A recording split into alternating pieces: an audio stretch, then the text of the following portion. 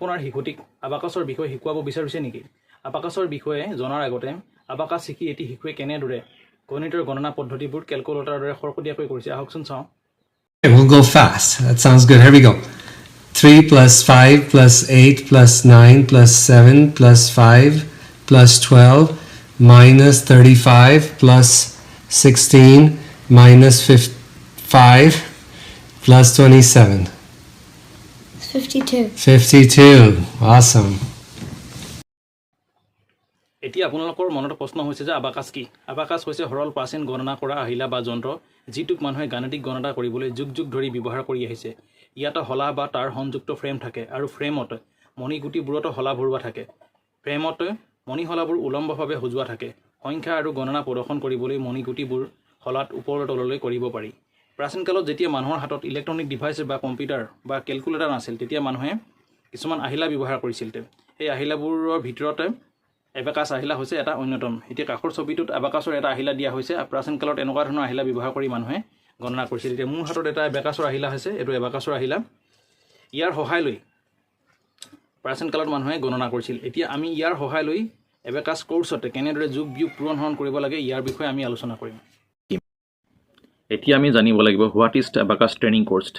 আবাকাছ প্ৰশিক্ষণৰ পাঠ্যক্ৰম কি? আবাকাছ প্ৰশিক্ষণ হৈছে আবাকাছৰ আহিলা ব্যৱহাৰ কৰি গণিতীয় গণনা পদ্ধতি কেনেদৰে কৰিব পাৰি সেই বিষয়ে শিকোৱা হয়।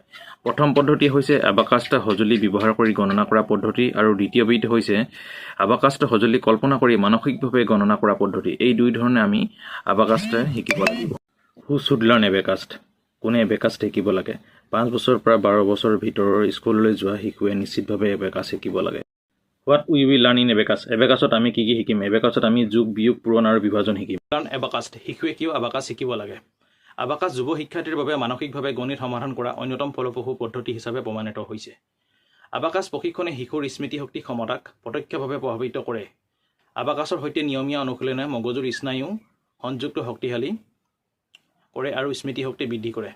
আবাকাছ প্ৰশিক্ষণে শিশুসকলক শৈক্ষিক সফলতা আৰু সামগ্ৰিক বিকাশৰ বাবে প্ৰয়োজনীয় দক্ষতাৰে সজ্জিত কৰে।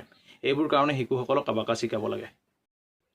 এতিয়া আপোনাৰ হাতত এফালে মোবাইল ফোন আৰু টিভি, আনফালে আছে আপোনাৰ হাতত আবাকাছ টুল। এতিয়া আজিকালি শিশুসকল টিভি বা মোবাইলৰ প্ৰতি আকৰ্ষিত বেছি, গতিকে ইয়াৰ ফলত কিছুমান ঋণাত্মক প্ৰভাৱ দেখিবলৈ পোৱা যায়। আনহাতে যদি আমি আবাকাছৰ আহিলা ব্যৱহাৰ কৰোঁ ইয়াৰ কিছুমান লাভালাভ আমি দেখিবলৈ পোৱা যাওঁ।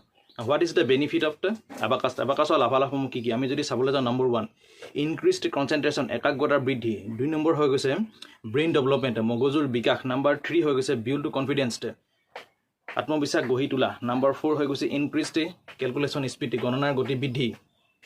নম্বৰ 5 হৈ গৈছে ইম্প্ৰুভড অল ৰাউণ্ড একাডেমিক পাৰফৰ্মেঞ্চ, সকলো দিশতে শৈক্ষিক প্ৰদৰ্শন উন্নত কৰা। নম্বৰ 6 হৈ গ'ল ইম্প্ৰুভড লিছনিং স্কিল এণ্ড লাৰ্ণিং এবিলিটি, শুনা দক্ষতা আৰু শিক্ষণ ক্ষমতা উন্নত কৰা। এয়া হৈছে এবাকাছৰ লাভালাভসমূহ আৰু বহুতো লাভালাভ আছে, আমি এইসমূহ পিছত আলোচনা কৰিম। এতিয়া যদি আপুনি আপোনাৰ শিশুটিক আবাকাছ শিকাব বিচাৰিছে বা অধিক জানিবলৈ আপুনি আমাৰ লগত যোগাযোগ কৰিব পাৰিব। ধন্যবাদ।